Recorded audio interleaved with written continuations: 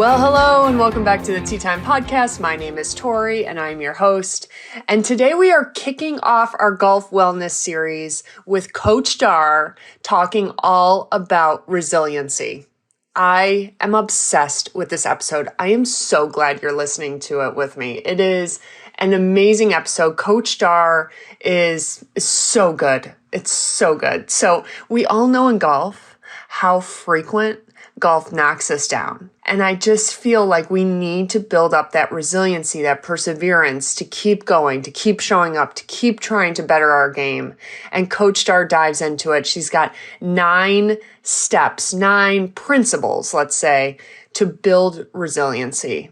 You're going to love this episode. But before we dive in, and this is the start of our wellness series, we have a whole episode on hormones next week and nutrition. Oh my God. I'm obsessed with this series, and I know you're going to love it as much as I do.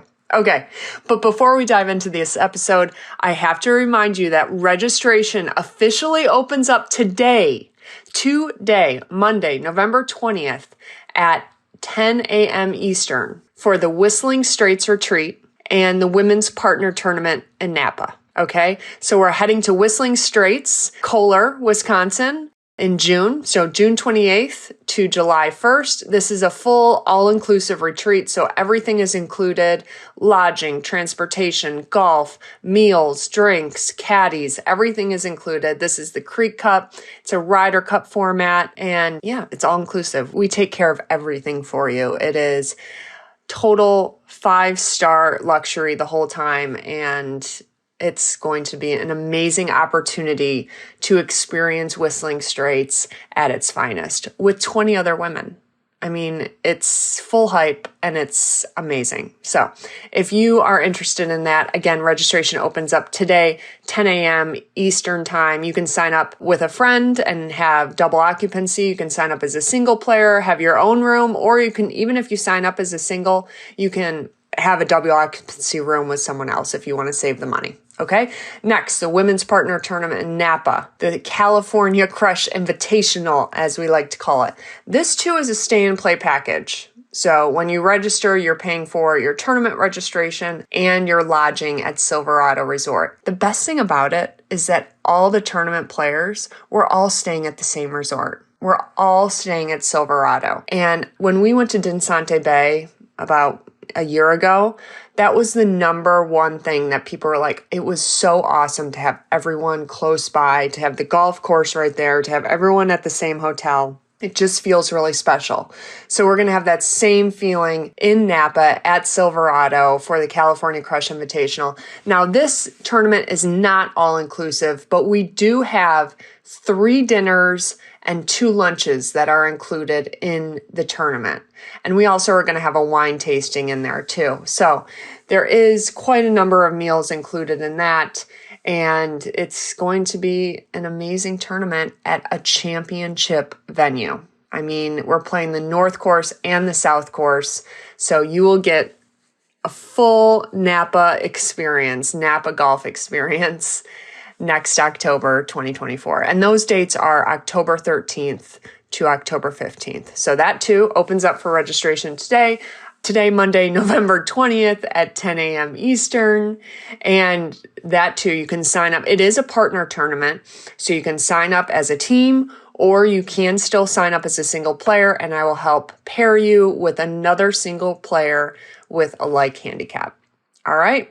Let's get in. It's time. We got to get into today's episode. I'm so excited for you to hear Coach Dar. So without further ado, let's get into it. Episode 88, the start of our golf wellness series, Building Resiliency with Coach Dar.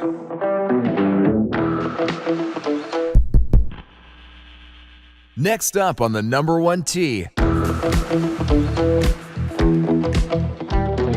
Well, hello and welcome back to the Tea Time Podcast. My name is Tori. I am your host. And today we have Darleen Santore, also known as Coach Dar. I want to just say Coach Dar at this point. She is Board-Certified Occupational Therapist, former Phoenix Suns mental skills coach, business executive, author of The Art of Bouncing Back, which is an amazing book. I just finished it. Speaker, the WNBA recognized her as the Most Inspiring Woman Award, and she is the CEO and founder of Performance Meets Purpose Consulting. She is passionate about helping people break through barriers to achieve their goals. And man, I am excited to have her. Hi, Coach Dar. Thanks for coming. Thanks for having me on. So mutual friends have been trying to hook us up. It appears the whole summer, and you know how summers get. I know. You know, things are crazy. So I'm glad that we finally were able to get settled and have you on the show. Me too. Wow. The Art of Bouncing Back, this book just came out this year. It did. So tell us about that process. It's hard. Yeah. Like the mental game of golf. Anything we do, honestly, this book has so much in it for anything that we're doing. You get to moments where you're going, should I keep doing this?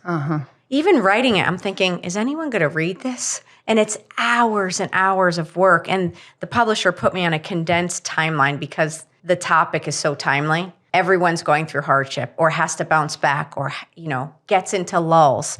And so they gave me 4 months to write this, and I'd never written a book before.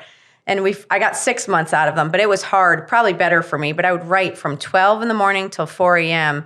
and focus, talk about focus, like in the mental game, even at golf, you have to have that focus and clear the noise out. When you're writing, the same thing, you have to clear the noise out, which means you have to also clear the mental noise out and just let it flow through you. And so it was a great process of actually doing my own work while I was writing it.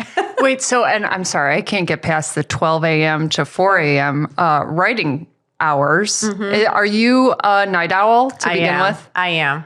Yeah, it's so interesting. Because oftentimes, because I coach in all the leagues, NBA and NFL, those games don't end until 10, an NBA game or an NHL game.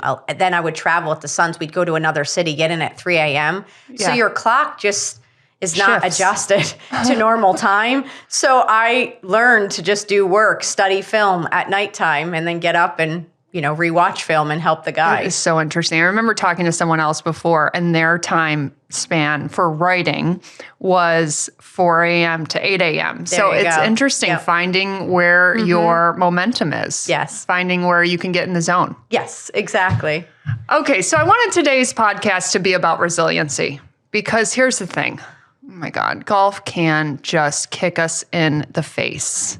I mean, as frequent as yesterday, okay? It just kicked me in the face. And sometimes out of nowhere. And you're like, what is going on? And then it starts to become a trend. And you start to spiral. And you feel like you're regressing. And you feel like you'll never get back to where you were.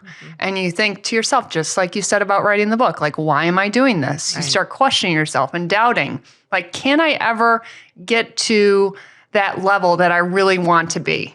Or maybe it might not be possible. Maybe I'm just not that good. So these are the things. Go through your head. I mean, this went through my head in about a 3-minute period on the 12th fairway yesterday. It's so real. Yeah. And I saw you share that message, and I have to tell you, literally, I saw you share that. My heart felt for you because I know that moment. And then I had 3 players right after in different leagues go through the same thing. One guy says, I don't even know if I should play anymore. And I was like, wait, you're in the 1% club. You're there. Yeah. Yes, you should still play. Another person said, I'm going through so many lulls. I just can't get the points. And here's the same thing I say to everyone, because it's true. Your gift didn't get taken away yesterday from you. It didn't leave your body. Your brain and your body still knows what it needs to do. There's just some days that flow is off. It's off. Yeah. And you have to say to yourself, okay, let's start again. And sometimes you get it back the next hole. So It does rebound. It's the consistency of coming back and then using this to say, new day, new chance, new opportunity. The next hole, put your club back in the bag, and then you get to the next hole, new day, new chance, new opportunity, new hole to start. So I would say that so often people think when you lose it, that it's over. And my expression I like to share is don't put a period where they're intended to be a comma. Yeah.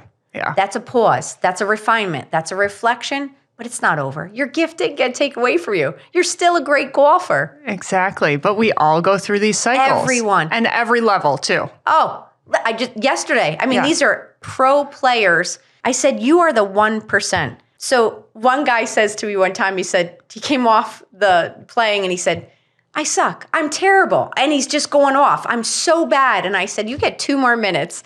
And he goes, did you not see my game? I said, oh, the game's bad, but you're not. Yeah. And he looked at me. I go, no, really, listen to me. The game was not great, but you're not bad. That's a bad game. You're not a bad player. Yeah. Reframe it. Okay, so your book, The Art of Bouncing Back, goes over 9 principles. Yeah. So I thought today we would kind of just touch on each of those principles, try and refer them back to golf, and just so the listener can relate. Because again, I really see my listeners, and it could come, in all levels, but I think that my listener is mostly a female golfer, and, they're an amateur golfer, but their passion is to get better. Whether they just started playing golf yesterday or they've been playing for 20 years, they have a passion to excel in this sport. And no matter what level that is, it could be someone that started yesterday but wants to become a 20 handicapper or a 20 handicapper that just wants to become a single digit. They just have that drive to get better. And the problem is that, or the difficulty in that lies that, again, this sport can kick you in the face and it just gets you in a really dark place sometimes. So I want to talk about the resiliency that we need to keep bouncing back. Yes. Stay in the game. And stay in the game. Yes. Keep trying. Don't quit. No. So let's go over the 9 principles and I'll let you kick us off with number 1. The first one is embrace the suck. So I start yesterday, perfect example for you, or anyone, you're playing. Maybe you start off and that first hole's great. Then you're going and then all of a sudden you're on the 5th hole and it starts tanking a little bit. The shot goes off. The putt doesn't go the way it needs to. And then the mental war starts right there. Oh, yeah. And you start saying, oh, it's off. This isn't going to be a good round. It's not good. I'm not good. Here we go. And all that negative talk comes in. And then you go hole to hole. Now it's 3 holes and they're not going well. This is where I sit there and I say, embrace it for what it is. Does it suck? Yes. You want to be on par or birdie for sure. Yeah. Every time you're up there. That's the goal. Now, it's not always going to happen. So you sit there and the moment you embrace it for what it is, that hole sucked. Sorry, I hate the word, but I could not think of anything else. When you're fighting in that mental battle, that's what it is. It's like, gosh, this sucks. This is terrible. You embrace it, but then you own it. You have to own that moment right there and say, this is just a bad part of the game. I'm not a bad player. And even if you're starting out, I call it go ugly early. No one has ever been perfect right out of the gate. And golf for sure is so humbling. You could be playing 50, 20 years, and then you have a bad game. So you just start again. But the point is, get started in the game, start somewhere, even play, and then evolve from there. So embrace it for what it is, because if you don't embrace it and acknowledge it, then it's going to come out later in the game or somewhere else in the game because it's going to come back and mentally get you. Exactly. So you have to own it. Let me just say this. It's like going into battle. If we don't embrace it and go, yeah, this is not what we want, we can't course correct. So embrace it for what it is, deal with it. And even the emotion of it. Yesterday you were sad and you were frustrated with it. I thought that was beautiful because you embraced it for what it is. You have to shed that. If you don't feel it, you can't shed it. Yeah. And if people do cry, sometimes it's okay because I call that watering the soul. You need to sometimes get the frustration out of the body and then it can move forward. Because otherwise, what it does is it starts to tense up your stance. You're not as fluid, so then your swing's not as fluid.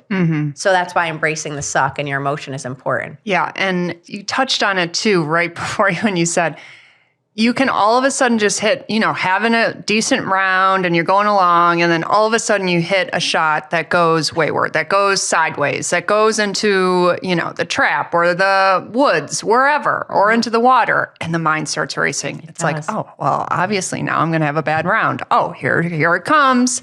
All right, here we go again. Yes. So how do you what's the best way to deal with that negative talk to try and switch gears and head towards a better direction? So as simple as it sounds, John Gordon had said this, do not listen to yourself, talk to yourself. Because you're listening to the negative voices. They're just coming in. You have to talk back to it.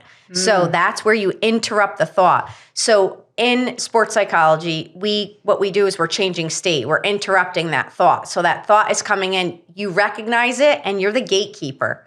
As soon as it comes, you can't stop thoughts, but as soon as it comes, go, you're not getting it.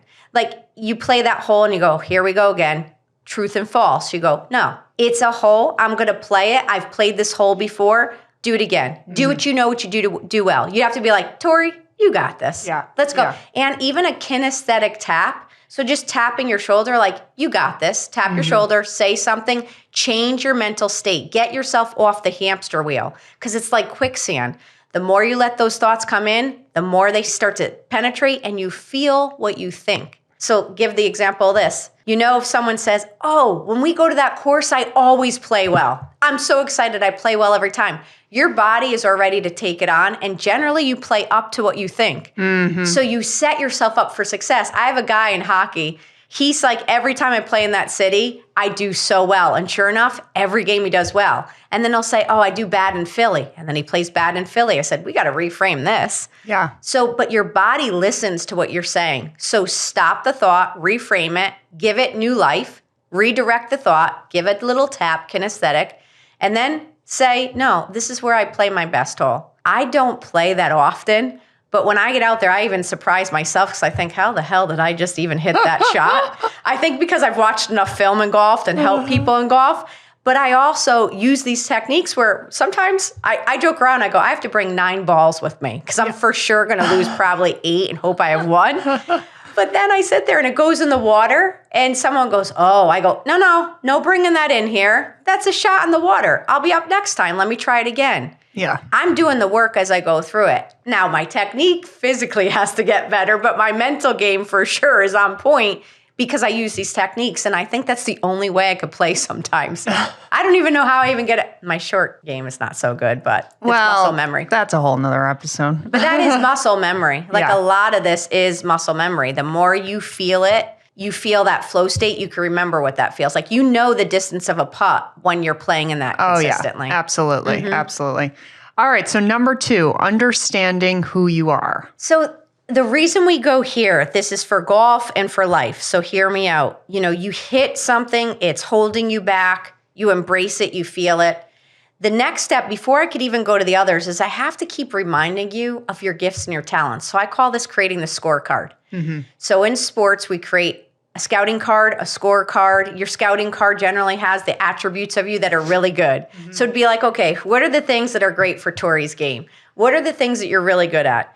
And you write them down in your golf. So for you, this would be something you could do. Take an index card or even your notes in your phone and just start writing down the things that you know you're really good at golf. You also know, like, you know, who is Tori? What makes you who you are? Ask, honestly, 3 or 4 friends saying, hey, if Dar was coaching me, she wants to know, if you had to write who I am, what would you say? And have them send it to you. This builds confidence. God, does that get anyone else nervous? Yeah. Everyone I work with, they get so nervous. But here's the great thing. By the time they get stuff back, they start reading some parallel sentences. Like there's patterns. You start circling the words that they keep saying who you are. If you love it, great. If you don't, change it. Yeah. But what you're going to do is you're going to add this to your index card. Because on a day like yesterday, I would have called you as your coach and I would have said, go back to your card, read it to me. What are you good at? What's good with your game? Who are you? Who are you as a person too? Because these are the things that make you great. So when you start to doubt yourself, I can help you revert to getting back to your confidence. That's what I'm doing. I'm helping people increase their confidence so they play better. And I remind you of what it is that you're good at because you forget in that moment and everyone thinks it's lost. It's not lost. Yeah. There's no way years of playing, it goes away and you're never going to play the game again. Yeah. It's almost like you go into a panic state and you're do. like, oh my God, this is all gone. And you're like, it's gone. Yes. I've lost it all. Yes. Isn't that funny? I mean, it sounds so ridiculous when I say it out loud now, but that is really what we are fearful of at that point. And that's what I mean. The mental game is real and the battles we fight in between our ears are real. So these really are the tips that help you because, and I want you to do this hole to hole. Yeah. And again, the power of changing your state, when you start to feel off, your shoulders come down a little. There was actually a study, I don't know if you ever heard it, but when Tiger Woods went through his lull, the whole thing that happened with this first marriage, his game went off right after. And it wasn't his best play shortly after that. And they noticed that his shoulders were shifted 2 millimeters forward. That's it. That is like this much, a little bit. And it shifted his swing. So as soon as he was able to change his state, his mood, his mindset, his shoulders came back up, his swing got better. Yeah. So everyone pay attention to that, because the moment you start to talk down to yourself or let those thoughts penetrate, you could be shifting your stance just a little, which continues to carry your game the wrong way. Yeah. So hold yourself up, change your state. I watch comedy. I'll listen to something funny just so I could laugh, because it gets me out of the hamster wheel. Yeah. And also understanding who you are. This principle reminds me of the fact, like, sometimes you start out with a bogey or a double bogey and you think, okay, this is going to be a terrible round. I go back to previous rounds where I've started out with a bogey or a double bogey or whatever. And I remember those rounds where I've started off like that, but then it's turned around. Yes. I have the evidence in my bank, my memory bank, that tells me, okay, that's okay. Yes. You've turned this around before. Yes. You can do it again. Absolutely. So, and then for whatever reason, if for some reason that whole game, the whole time you're playing something, it's not your best score, you can turn it around next time you go out. Yeah. You can, and it will. And the person who keeps chipping away and showing up is the one who becomes great. The one who gives up, we don't even know about. Exactly. All right. Principle number 3, seeking and applying feedback. So you want to watch film. If you can get any film on yourself, if you have film to watch, great. But even in mental play, that's why we do mental rehearsal of the course, visualizing the course. When you're done playing, go back through each hole, seek and apply feedback. Ask the people around you, hey, what did you see today from my game? Also, what was my state like? What was my energy like? Like, how did I show up today? Ask that, because the pros watch film in real time to make real-time course correction. So why wouldn't we be doing this not only in golf, but I mean for everyone, do this in your life. Even ask people around you, what's it like being my friend? What's it like being around me? Check in with people to make sure you're bringing your best to show up. Because by the way, off the course, how that's happening in your life affects on the course. Amen. That is so true. So I'm always helping people, not just in their game, but I'm helping them in life constantly, because it's an infinity. They feed each other. Yeah. So the feedback, going back to on the course, go back and visualize, okay, when I was on, the 9th hole and I made that turn and I approached the 10th, when I went up, that's where my shot went off. What went wrong? And then mentally rehearse how you could have done it better. Because when your mind sees how you can do it better, it remembers that again. So once you mentally could see that again, your brain doesn't know true from false. It really doesn't. Yeah. What you feed it, it believes. So then you refeed it what that shot should have looked like. And then that's what you have when you go into it. So it's like you closed the chapter, you accepted the feedback in life and in golf, and then you moved on. So when you show up the next day, it is fresh in the mind. You rehearsed it. The mind goes, oh, we already took care of this. We know what to do. Yeah. And so it's a great mental tip. Yeah. And this is why I talk over and over again about taking stats while you're playing around. Yes. Because obviously we don't have a film crew following us at all times, and nor do we want to some days.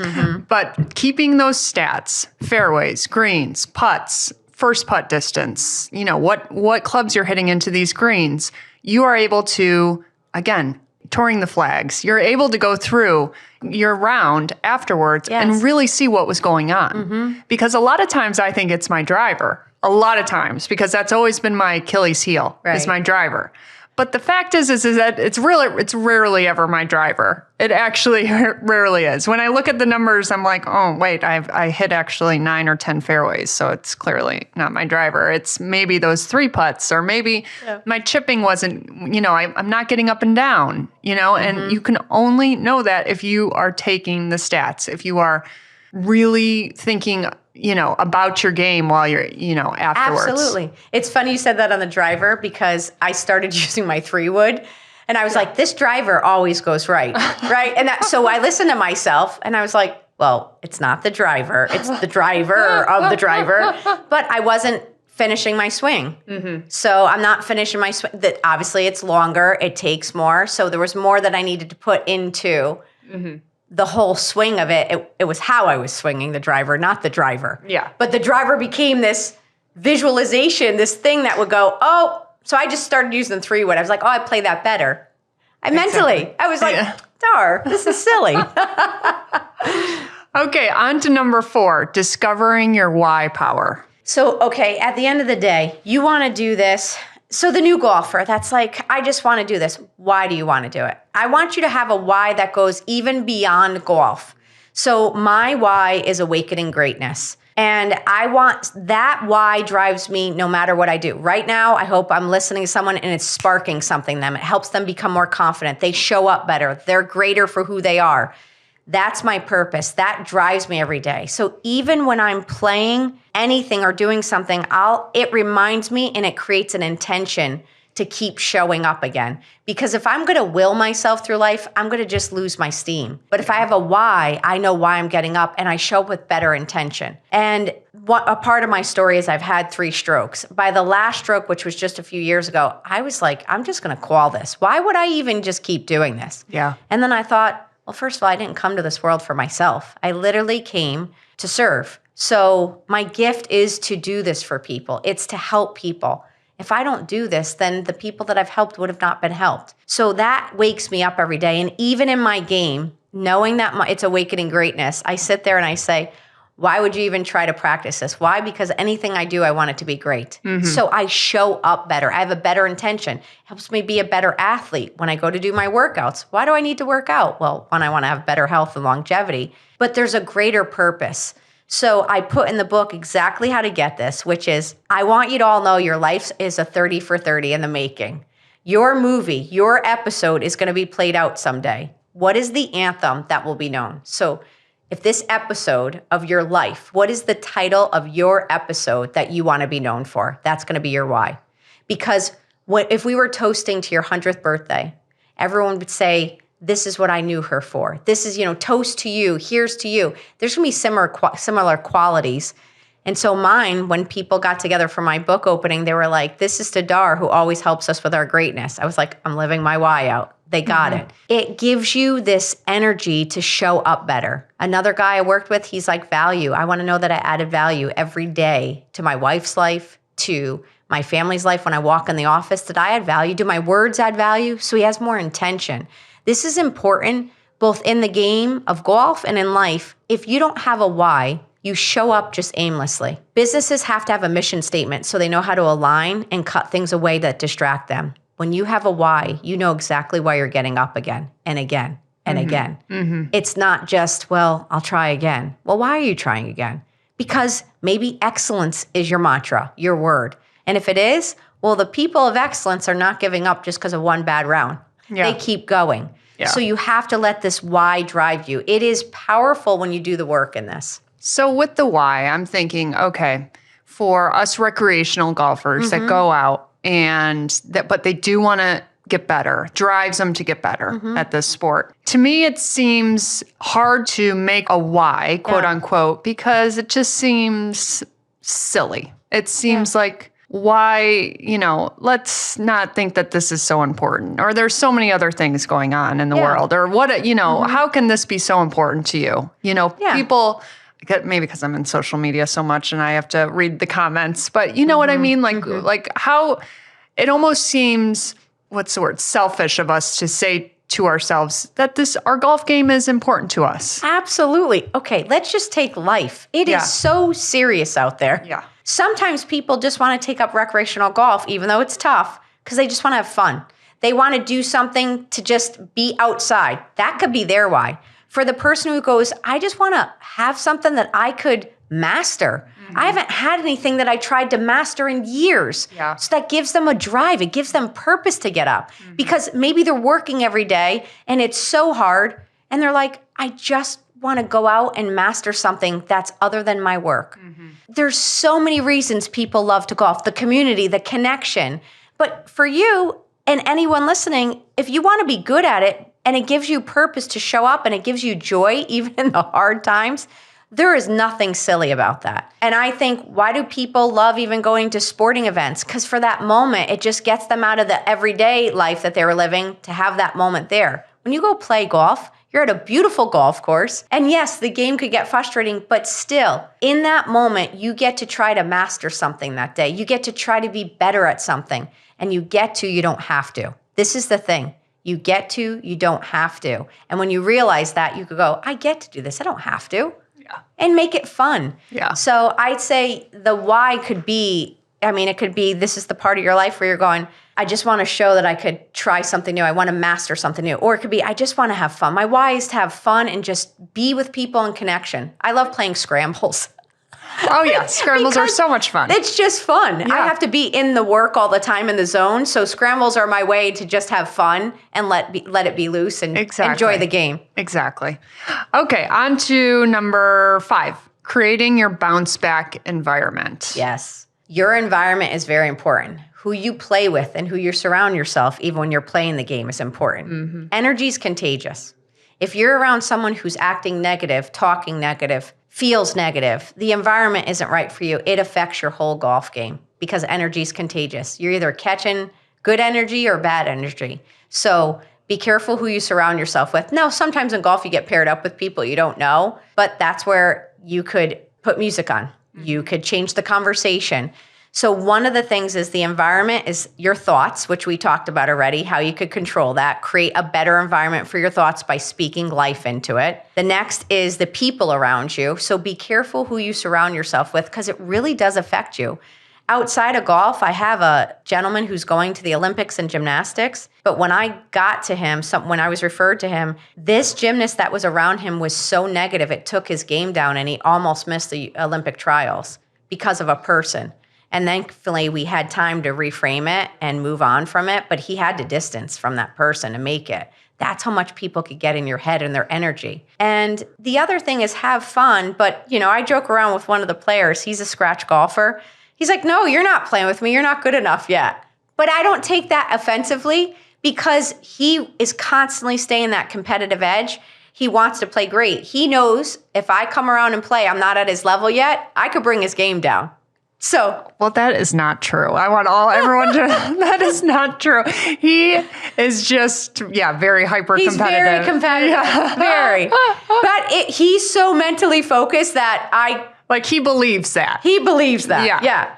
But I just want people to understand though, your environment is important. So even when you go back to refuel your home, make sure it's a setting that you feel comfortable and you can reset mentally in. Yeah. You can make any environment. It could be small. Make your cart. The other thing too is, I'm being honest, don't let your cart be a mess. Yeah. Because if your cart is a mess and you're throwing your food and your wrappers and your drinks or whatever all over, your cart's a mess, your mind could be a mess. Yeah. Keep it in order. Oh my God, I'm going through a home remodel right now, Coach Dar, okay? And I feel like everything is a mess. You know what I mean? Like it is that's probably really, playing into your game. Yeah, yeah. It's like I don't have a place I'm not able to nest. Yes. Like I have no place to make my home right now. That's what I was talking about. Like you have to have an environment that you could reset. Yeah. So as simple as this, or as silly as it sounds, keep your car in order and then your cart in order. And your bag, your golf bag. Make sure it's how you want it. Because honestly, even just resetting, getting in the car, if that's clean, the cart's clean, your golf bag set up, that will make you feel good. Okay, good call. Your home will be back in order. And then eventually, as soon as you get one area that you could set up, a little nook by a window, as soon as you get one, make that your spot. Yeah, absolutely. Okay, on to number 6, activating emotional intelligence. Got emotional intelligence, EQ. That's a trigger word. Yes. Well, sometimes people just are not aware of themselves. Yeah. They're not aware of the environment they walk into. They're not reading the room. They're not reading themselves. They're not reading how they're showing up. And so say you get up to a hole and you're just you're not even paying attention to your state. And it's one after the next and your state is not changing and it's down and the energy and you're just not reading yourself. It's like EQ allows you to going back to the feedback. Hey, how did I just show up to that? What was I doing? What was my energy? What was I like? What am I bringing to this right now? Because if it comes and it's in a negative state, and you could pick it up in real time, you could change it. And again, our energy does affect people. So if your state, you could be affecting your partner next to you a little bit. Oh, absolutely. And that's the last thing you want to do as someone in your foursome is know that you are taking the whole group down. Yeah. Like that feels terrible. Yes. Yes. So I found myself yesterday, actually, when the spiral started to happen, which was around 5 or 6 holes in. I had to say to myself, listen, I'm here. Like, you are committed. You're here. You're on the golf course. You got to stay the whole time. You got to make the most of this somehow. And we're going to start with the next hole. Yes. Like, the next hole's a new hole. Let's stop the bleeding as we stay in golf. Like, I was on quite a bogey spree. It's like, let's stop the breathing. Let's make a par. Yeah. Like, that was perfect. You literally just led into the other principle, was just reframing. Yes. So let's get into reframing setbacks. That was perfect. Reframing. So you just said, okay, let's stop this. You reframed it. Let's get on to the next hole. Let's move forward.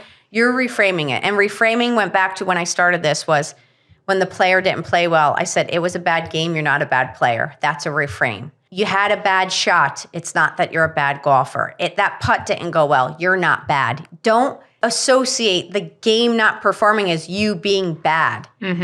We as humans make ourselves like we're awful. The things we say to ourselves, we would never openly say to our best friend. Never. You would never sit to your partner in your foursome and turn and go, you suck and we're never going to get better if you don't pick this up. You wouldn't say that. Or how about the player I was playing with yesterday, Marianne? I love her to death. I've been playing with her for years. She kept calling herself a dodo bird. And I kept laughing. So every putt she'd miss, she'd be like, you're such a dodo bird. And I would laugh. I'd be like, why are you calling yourself that? Stop it. Yeah. You're a great bird. You're a great bird. And, I know a lot of people, this like, it sounds silly, but listen, you could either speak life into your game or you could pull yourself right out of your game. What would you rather say? So if it keeps coming out negative, if you don't reframe it, your body will lean into that. Your mind, your game leans into it. So reframe everything in life as soon as it starts to happen. Again, another simple thing was after these strokes that I have, I drop things out of my hands. So sometimes even the club, the grip doesn't hold as well, but I will just be somewhere. I shouldn't even have a glass water bottle right now, but it will just drop and shatter. Anything could just fall out of my hands. I've been so used to this now that when it drops or something shatters, I go, oops. Oh, well, here we go.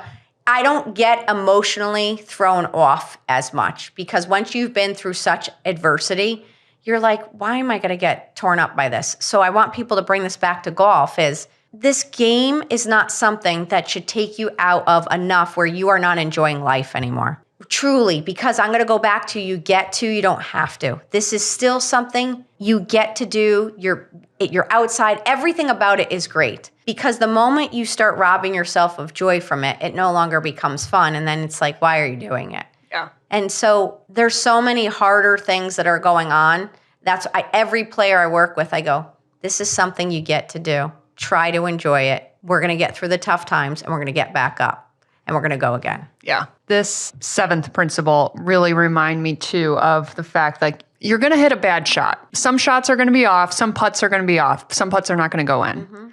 That doesn't necessarily mean that you should start fixing something. That's right. Like yesterday, I was hitting a hook. Like that doesn't necessarily mean I should start trying to fix that hook. It just, one shot doesn't mean anything. No. That's the thing I'll say with don't catastrophize something. So that thing does not become the whole game's off. Go take a lesson, change your swing. No. Just keep playing enough because all of a sudden it'll come back and then thank gosh you didn't change anything. Yeah. Because you had it in you. It was just a bad shot. Yeah, exactly. Okay, on to number 8, cultivating grit. The grit could be one of my favorite words. Absolutely. I love it. It just has so positive, like, go for it energy. Power. Yes, power. Grit gives you power. Here's the thing. The only way you develop grit is by staying in hard. You have to stay in the hard. So as soon as this game gets hard, if you back off of it or if you quit, even mentally give up on the 5th hole, you're not developing your grit. I push people to almost, where's the point of breaking? And then let's train a little bit further. So when you get to this point, is it 7, 8, 16, and then all of a sudden it's like your mental performance goes down because you mentally didn't have the grit and resilience to keep going? You're right there. Building grit is by staying in the hard long enough that when it comes and now you're on hole 16 and you're feeling worn down a little bit, but you endure and then you finish it out strong and it comes back. And that's what you see when you see people who are mentally resilient. They just have this grit. Golf tennis when they're playing for 5 hours. Unreal. And their body is exhausted, but the ones that are gritty that just keep diving in and they have to pull the physical energy too. You're thinking, how did they do it? It's the grit. But they trained to almost failure. Because when you train to almost failure, where your body or your mind wants to shut down, go a little further. They've trained for this. So grit is one of the greatest things, but we cannot develop grit if we don't allow us to stay in the hard, stick through the adversity. Because if you stick through it, adversity advances you. You get better. And every time you do it, that's why I love the cold plunge. Because when you first get in it, you want to get out of it. But the more you put yourself in it, your body goes, oh, she's not getting out. We know 2 minutes, she's sitting in this. Yep. And then it's not as cold. You're not in shock when you get in it. But that's the same with hard. After the things that I've gone through, stuff happens. I'm like, I got this, no problem. Navy SEALs. They've seen such adversity that little things, they're like, we got this. This is no problem. The only way they have that perspective, they're humans like us, is because they endured the hard long enough in tough situations. So don't run from hard things. Lean into it. Yeah. And there's part of grit, like you have to keep expanding yourself. Yes. Because there's things that were difficult to do in the beginning that become not so difficult. Just like you were saying with the cold plunge. Right. Playing in that ladies league event at one time was very difficult for you to do. But you have to find something next that seems as difficult to you in wherever your state is currently. In the game and then in life, like let yourself, like we keep talking about life in the game, things that are going on in your life, let it not break you so hard. The thing about bouncing back is not that we're going to never fall. It's just we're going to bounce back faster. The valleys are not as low when you do the mental work. Okay. And then finishing up, turning the page. This is like, you sit there and say the hole wasn't good or the round wasn't good. Turn the page on it. Yeah. Turn the page. Yesterday for you is gone. It's gone. Today is a new day, new opportunity, new chance. So the 3 C's, take a chance, make a choice to take a chance so your life will change. Well, make a choice today to take a chance again so that your game will get better and change for the better. So every day we have a choice to turn the page. If we hold on to what was tripping us up in the game, it will continue forward. So I want people to almost have the mental visual metaphor. If we were driving a car, we're looking out of the front window. If every time that past play that you had, that round yesterday, the hole, if you keep looking back at that, you're looking sideways. You're taking yourself off from driving forward. If you keep looking to the left or to the right, you can't see where you need to drive that ball to. So look ahead because that's what's ahead of you. What's behind you is behind you and off to the sides, it's not going to help you anymore. Yeah. You take reflection of it, but you look ahead to drive. Yeah. So turn the page. That reminded me of focus. So a lot of times I'll start out my rounds really well. I'm hyper focused on what I'm doing. And as the round goes on, you start to lose your focus. You start thinking about other things. You start thinking about a past hole. And then all of a sudden you get a bogey and you're like, wait, where did that come from? Or a double. And you're like, wait, why was I thinking about that while I was trying to hit this shot? So it's interesting. The thing about focus for that, you can use this little tool, which is one thing is play where your feet are. So wherever your feet are, be in that moment. Yeah. So play the hole where your feet are. Next is focus is also power of the pause. You get up to go drive. You're on that X hole. Breathe. Pause for a second and say, how do I want to show up to this hole? Because what you're doing is just taking inventory. Am I still on that last hole mentally? Where am I? Am I ahead on the next one? It's just getting you to get present to focus on that hole. Yeah. So it's the power of the pause. Take a deep breath. Show up. Shoulders up. Get in the stance. Breathe. How do I want to show up? Fluid, in flow, having fun. Go. Yeah. Oh, Coach Dar, this has been fantastic. Again, these 9 principles, Coach Dar goes into depth in her book, The Art of Bouncing Back. So to finish up this episode, I have to ask about, you work with so many amazing people, whether it's professional athletes, business leaders, CEOs. First off, it's a 2-part question. Do they all work on the same principles? Is the professional athlete working on the same principles as the CEO. Is it like working with the same person, or is it a little different? Everyone that I work with is a peak performer. They want to optimize. Everyone wants to they want to, how do I be my best? How do I show up to be my best? So it's going to be in different variations, but everyone is working on confidence. Everyone is working on, rebounding from something, feeling like controlling that negative self-talk that comes in. And I mean people that you would know that are very well known in this world that still think, do you think I'm good enough to be here? You're thinking, you're one of the best of the best. So I want people to hear this because human beings everywhere deal with the same thing. They want to be seen, heard, and feel like they matter. And they also get scared that they have imposter syndrome at times. Am I good enough? Should I be doing this? And they'll all hit adversity. We all will hit it. And then that moment that adversity comes,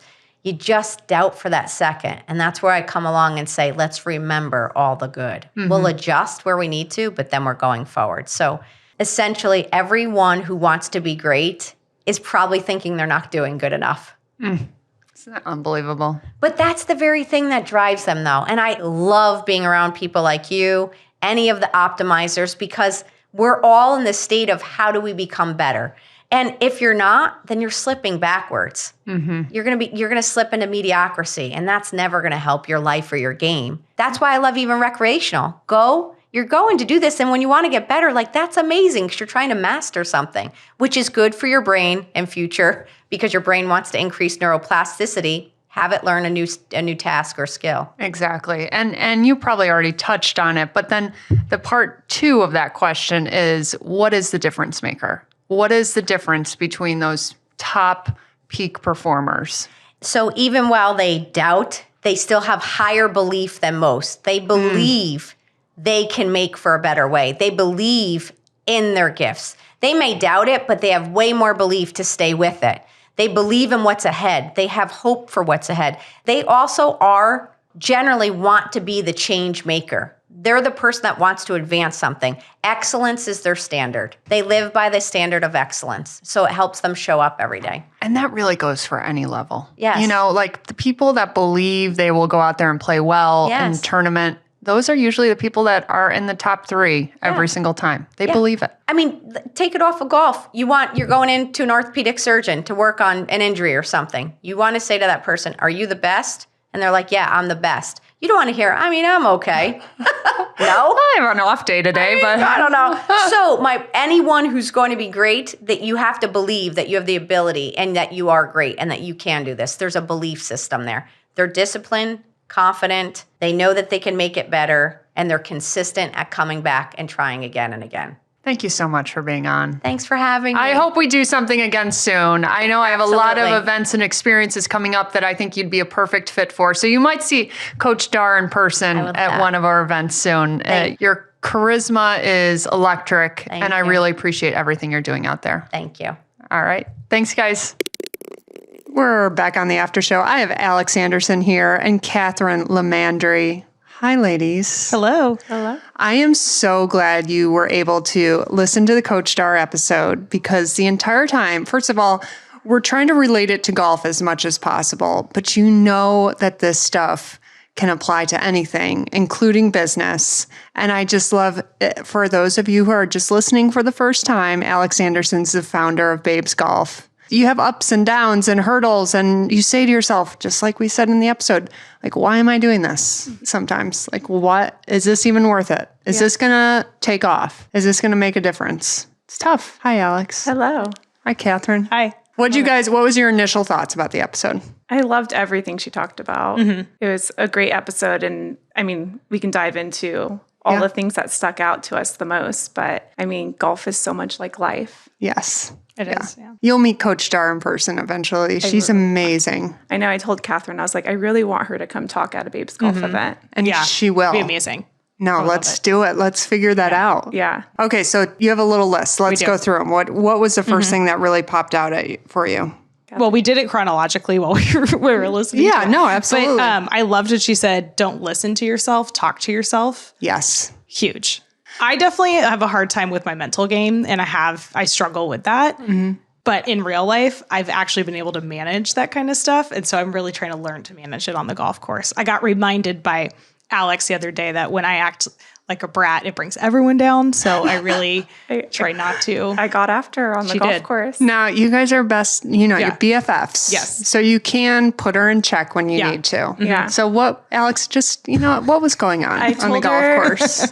Catherine, you really beat yourself up. You've been playing golf for 3 years and you're an amazing golfer for playing for 3 years. And your attitude brings down the group. Wait, and did her temper tantrum get better after you said that? Or did it get... It completely changed. It did. She had to be reminded. Don't we all sometimes? Yes. I mean, even yesterday, I was playing and the front nine was going downhill. And I could, like, a hole and a half into the downhill spiral, I noticed that I was being much more quiet.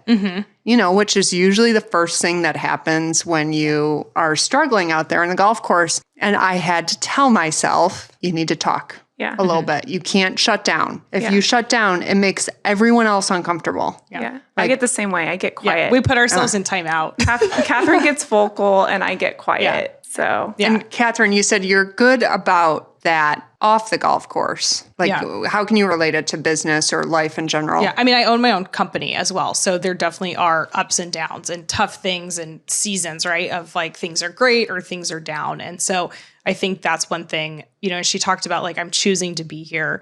We talked about earlier, what do you want to do? She goes, I just want to golf this afternoon. I'm like, me too. And that's the choice we get to make. And then that's why I want to get out there and have fun the same way I do every day in my business. Like before I get on my calls, I remind myself how much I love my clients and how much I love doing what I do and how I get to help them and bringing that joy and energy into the calls throughout my life and then bringing that to the golf course too. Exactly. And here's the thing. I met Catherine through Alex, so I always associate you with Babes Golf. Yeah. Because Alex is all things Babes Golf. But give a shout out for your business. What do you do, Catherine? What's your business? Problems. I do online business management. So I essentially go in and I do operations. I check businesses on how they're running from the owner to maybe the owner's doing everything to their entire team, help them reorganize. And then I also can step in as fractional COO or whatever it is that they need to make sure that their business is running smoothly on the back end so that they can actually focus on their client work. I love that. I love it. You do. I wear all the hats and I like doing all the things. She likes doing all the things that we don't like to do. Yeah, it's true. So I'm creative. I come up with ideas and she's like, okay, well, let's sit down and figure out how we can get this done in an organized way. Mm-hmm. And you're like, well, wait, I just got another idea. Yeah, basically. Yeah. I'm like, let me add that to the budget I just created 5 minutes ago. Oh my God, I'm totally the creator too, Alex. That's so funny. Right. And I know you can relate to, like she was saying, in businesses, we have ups and downs and we have to remind ourselves, like a lot of times when we're planning events and stuff, like you get stressed out, and then you just have to remember like why we're doing it. And it's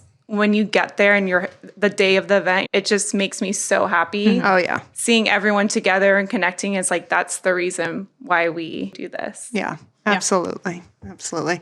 Okay. So just to touch on that topic one last time before we move on, I actually do talk to myself. Like if I'm home alone, constantly. I'm having conversations with myself all the time. So you do too? All the time.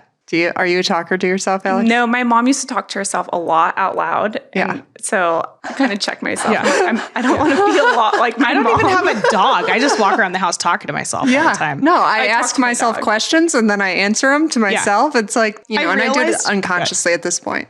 I was working yesterday and I was talking to myself so much. And the fact that she was in the room, I realized how much I talk to myself while I'm doing stuff. And I was Okay, like, I talk to my dog. Yeah. People probably think I'm crazy, but he listens. He knows he what I'm does. saying. He for sure does. And then, so on the golf course, when she actually is putting that, into play of like, talk to yourself, not just hear it. I mean, it does really help me to say, like, whisper to myself as I'm walking down the fairway, like, okay, let's just clean this up and move on to the next hole. And I will actually whisper that to myself. Or it might be a small talk. I mean, who knows how far away I am from other people, but that really does help me. Yeah. And to actually go through the holes, whether I'm driving home from my round or at night when I'm trying to go to bed, I go through each hole and really get feedback from it because it does help calm me down if it's one of those harder rounds, you know? I read a really good golf book, and I don't remember what it was called,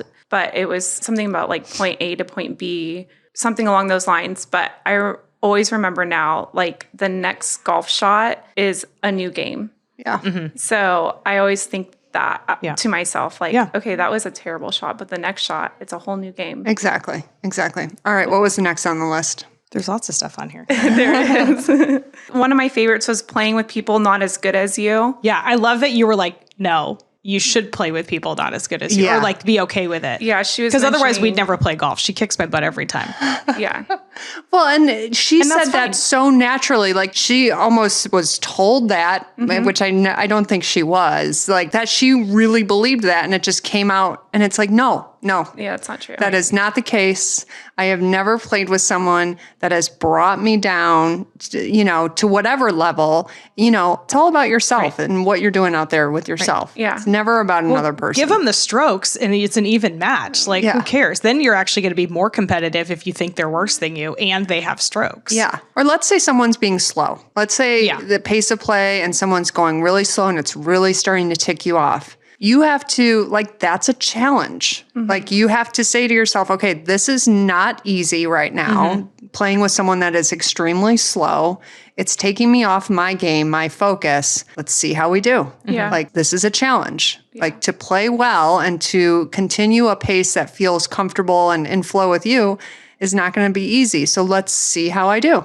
Yeah, I think it's been really easy. Like when we do our events, we do have a lot of newer golfers and they're kind of looking for our support and, how should I do this? How should I speed up pace of play? And like, I feel comfortable in like the events that we do to tell them like, hey, and like we should all play a scramble together. Like you can come drop your ball up by ours, it'll be better. And they're all about it most of the time. I don't think I've ever played with someone slow that I didn't feel comfortable with saying that. But for the most part, there's ways around it. Absolutely. I definitely get nervous when I feel like people think we're playing slow. Part of it is just like the perceived idea that women are slower golfers, which we know we're not. But sometimes when I play and I see the people behind us are like standing on the tee box, and then, I'll rush through finishing the hole. I'll like 3-putt because I'm not concentrating. And then I realize the group in front of me is on the tee box. And Exactly. like, no, we were doing what we were supposed to. They were fine behind us. They're just playing faster and that's okay. Exactly.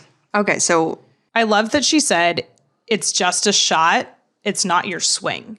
Saying like, you shanked one shot. Okay, that's just that shot. It doesn't mean you have to fix everything. Yeah. That's helped me a lot. Yeah. Do you find yourself when you hit, a shot that doesn't go your way, is your first thing to think about, okay, how can I fix that? Or are you able to let it go? Because it's not easy. Yeah. I both. And like Kathy at the Dallas shootout, I think it was Kathy Hartwood that told us, oh, that's just not like me. It was either her or Justin that said that, oh, that's not like me. And I was telling Alex, I took it home and my girlfriends that we golfed with, like we shanked a shot and we're like, oh man. And they're like, hey, no, that's just not like you. That's not like you. Don't do that again. And instead of being hard on ourselves, like that has helped me so much, even though I'm still trying to fix it in my head at the same time.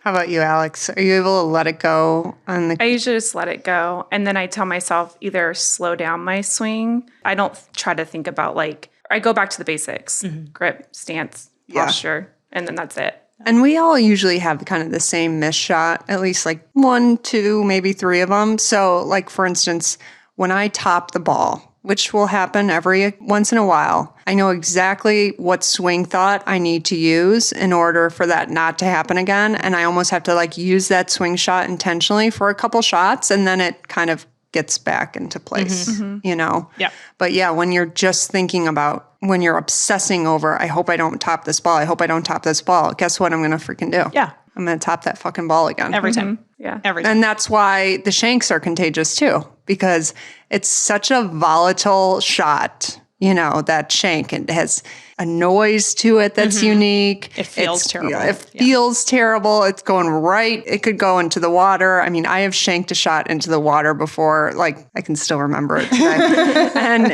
it just can be so penal. And then you're like, oh my God, I can't do that again. Oh my God. Oh my God. That's all you're thinking about is not doing that again. And you just continue to do it. Yeah. I really try whenever there's water in front of me, I close my eyes and I visualize the whole thing as if it's just green the whole way. Yeah. I really try and do that. It doesn't mean I don't hit it in the water, but it helps sometimes. That helps me in fairway bunkers. If I have a good lie The only thing, like, I'm pretending it's a fairway. I'm just hitting another shot. It's nothing different. So, all right, what else you got? How about cultivating grit? I put that on here. Yeah. Develop Loved your that. grit. Isn't there so much energy behind that word? Yeah. And it's like, that's something that you want to strive towards is having grit in so many areas of your life. Business, golf, just keeping a routine. I love that because you feel accomplished, like you challenging yourself to do better and looking at it as a challenge, not as if you're not doing well. It's like, I can grow. Golf, we can always get better at golf, right? Yeah. You're never going to hit the peak. You can always get better. Yeah. So that's what I like about it. Grit is a strong word. It is. I like it. You've gotten quiet over there, Alex. It made me really reevaluate my life when she started talking about grit. Right? I'm like, there's a lot more that I could be doing. There's a lot more that I want to do. Right. She was talking about Navy SEALs, and it's like, oh my gosh, yeah, they have grit. Yeah. But it's not just like that. Yes, that's almost an extreme. Yeah, definitely. But just the person that has to wake up at 5 a.m. every day to get up to work by 6 a.m. and they have a 45-minute drive and they, they have to do that day in, day in, day in. Like, they can't just quit because it's a tough drive to work or they have to wake up so early or, Yeah. So what are you thinking that you want to do differently? What popped into your head when she started talking about it? Well, Catherine and I have been talking a lot about it. I've been talking to her this week a lot about how, we have our 3 chapters in Babes Golf, and I just want to be able to touch more women and offer them the opportunity that our women get to come together and make connections. And I just want to do it on a larger scale, but also not kill my girls that are doing it right now because it is so much work to put on events and stuff like that. So it's like thinking outside of the box of how we can connect ladies from all over and not just have, our 3 chapters and create things like how you're doing opportunities for these women to come from all over the country to come together. And we love your events because year after year, we get to see women from all over that we've met from the first time we started going. So it's just an amazing opportunity. And I want to be able to offer that to more people. Yeah. And what feedback do you give her, Catherine? Let's do it. I'm like, operational mind starts go. I can't turn that off. Like, my operational mind just starts going. And I'm like, I think there's so many ways we can do it. And she talked about, doing a chapter is a lot of work, but this chapter out here in Arizona started because they did a pop-up and so many women showed up and said, hey, we're ready to go. Let's go. Yeah. And so getting that infrastructure put into place now so that one of our awesome babes in San Diego is moving to Boston, and we have a couple other women moving to Northern California. So we're like, how do we get things in line? So when they say, hey, I want to do an event, also too, part of it is as you know, building that community is huge, especially as an adult. Making friends is just next level weird. Yeah. And Babes has been a really wonderful way to make those connections, make friends, build your business, all of that in addition to golf. And so helping to build that community. So when they do the pop-ups, when they want to build the chapters, it's ready to go. Yeah. When you say community and, Babes Golf does have such an amazing community. My mind, I don't know why I just went right to this, but have you guys thought about Babes Pickle? Oh, we play pickleball. Yeah, it's funny. Last year for our Babecation, we hosted a pickleball clinic for all the girls because it was so fun. Once again, selfishly, I wanted friends to play pickleball with. So I was like, we're just going to teach all the babes how to play pickleball. It was probably the best part of Babecation outside of golf. It was so fun. Yeah. Well, and then at Alex's old place, they had pickleball courts. So once a week, we would, as best as we could, there'd be anywhere from 2 to 8 of us that would just get out there with some Sauvignon Blanc and play pickleball. That was kind of the point of it. I was like, I have pickleball courts at my condo. So Babecation, I can just teach all the girls how to play pickleball. Then we'll start a weekly pickleball thing. I know. Pickle babes. Pickle babes. Pickle babes. Babes could be anything. I mean, and the clothes double duty. So it's totally worth buying as much as you want. I know, exactly. Yeah. Thank you. Yeah. I mean, and I wear my golf clothes for anything. Every day. Actually. Yeah. Anywhere I go. You definitely own more golf clothes than normal clothes. Oh my God, by far. Yeah. My normal clothes section in my closet is minute. Mine's getting taken over. I feel like we haven't seen a Tory closet in a while. Well, because I'm remodeling the house. I'm living in a temporary house right now. It's torture. I am a nester too. I actually said that in the episode. You did. I am going crazy. My well-being is on the rocks right now because your home is not in order. Yeah, I want to get home. Yeah. I want to burrow back in Yeah. and organize everything. Yeah. Like, I get that. You can't organize anything when you're living in a temporary house. No. Are you redoing the closet? No. I don't need to redo the closet. I'm like, I can't wait to see it. No, that's the same. But Okay. anyways, all right. So let's wrap up with this. Since grit hit us all equally, let's bring it back to golf too. What are you doing in your golf game right now to take it to the next level? What is feeling tough for you? What's a more difficult decision to show up for? What are some goals that are going on? What do you got? Right now, my goal is just to play more golf. But we had a great range sesh yesterday. So good. And I actually had wrote down all my yardages because I was about 10 yards off on every single club, which I had no idea. Well, at least I thought I was. And then I got home and my boyfriend decided to tell me that at the range, the distances aren't as accurate as it is to get a rangefinder. The balls suck. The top tracer doesn't work. All these things. And we both were just sitting there like, okay. But that's a good point. For the listener listening, if you're going to just, any old range, if there is a ball that is scuffed up compared to a ball that looks in really good shape, that scuffed up ball you only want to use for like half shots. Like you don't want to really judge a scuffed ball by much. So when I go to the range and I get a bucket, I am separating the balls into like really good balls and not so good balls. And I'll be hitting those not so good balls, mostly like wedges, shorter shots. And then for the good balls, I'm going to wait for those for irons, woods, driver. Yeah. Because they'll show you a more accurate depiction of what's going on. So I will say though, like our actual swings and like the ball flight and direction was lovely. Yeah. No matter if it was 10 yards off. Like overall, both of us were very happy. Yeah. So I think that's my goal is really figure out what my yardages are on all my irons and stuff right now. Yeah. So I thought they were further, but maybe not. I don't know. My dad's a newer golfer. And he took a Sharpie and he wrote the yardage on his club head. That's amazing. Oh my gosh. And actually, he might have a picture and I'm going to have to share it because it is the cutest thing ever. I played with Nicole the other day at Talking Stick, and you know what Everardo did for her? It's the cutest thing ever. What? On your phone, you can set it to, like do not disturb. You can like create your own thing where he created it. It's called golf. So she sets it to golf. And the screensaver is such a good all idea. her irons and all the yardages on everything. I'm going to do that. That's such a good idea. You know what? Leave it to Everardo. I know. Shout out to Everardo. He's such Husband of the year. Golf nerd, though. He can't help it.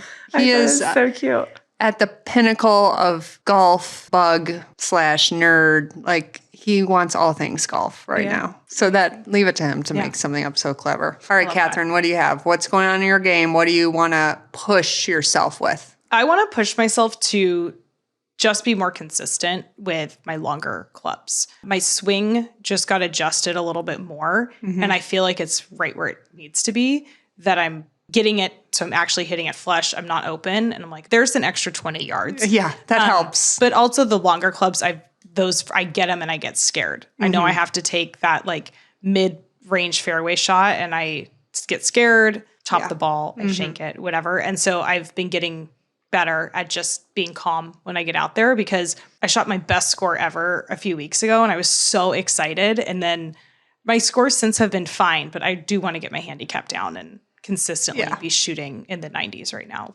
So what was your best score ever? Where was it? How'd you feel? I played Mount Woodson, which is in San Diego. Okay. I got there and I was like, today's going to be a good day. I just knew. It was with a few girlfriends. The course is really cool and just a neat course. It's actually par 70, but the adjusted score was an 87. And I like hit it on 18, like sunk a putt that was like 30 feet for birdie and just started screaming. Like, and then she called me screaming. I called her screaming. And it just was so fun. And the next round I shot at 100 and I'm like, great, fine. I knew I wasn't going to do it again the next day. It's weird. You go in with like a feeling. Yeah. You just know. I just knew it was going to be a good day. Well, this is going to be an odd question, but this is an episode coming up that I want you two to listen to and join me for the after show too. It was all about hormones and a women's cycle. Okay. So do you know when around what day your cycle was at that? I on can that look, day? but I can tell you a couple weeks ago, I had such bad cramps and a backache that I shot 13 better on the back after I took Advil than I had on the front. Yeah. Because I was in And that will miserable obviously that day. make a difference. I but can literally look at my yeah, no, if you can tell us, because she gave a specific range of like, you are going to perform your best. I'll give a little tidbit to people that are still listening from this after show. Days 7, through 20. Like that's when you're going to get your best stuff done. I can't golf today, Catherine. And basically days 1 through 7, or 1 through 6, no, you're not, you're foggy. You got to take it easy. But yeah, that's an episode that's coming up. Actually, it's the next episode. So I might be having you guys back sooner than later, but it's just, I wanted to know how your cycle, how your hormones affect your performance. Interesting. So that round was actually the day before my cycle started. Really? Yeah. So that wouldn't have been that same phase, but Still though. I usually actually have a lot of energy those days though. So that might be why. And we talk about it, but we're going to get into it in the hormone episode, but I think it's fascinating. We were talking about how it affects work, how I feel those work days. Mm-hmm. Yeah. Okay. Well, we're going by. All right. Well, that is exciting. Congrats on your 87. Thank you. When I had one of my best scores ever, I made a long putt to do it. It was just Casey and I flipped out. It was so exciting. So fun.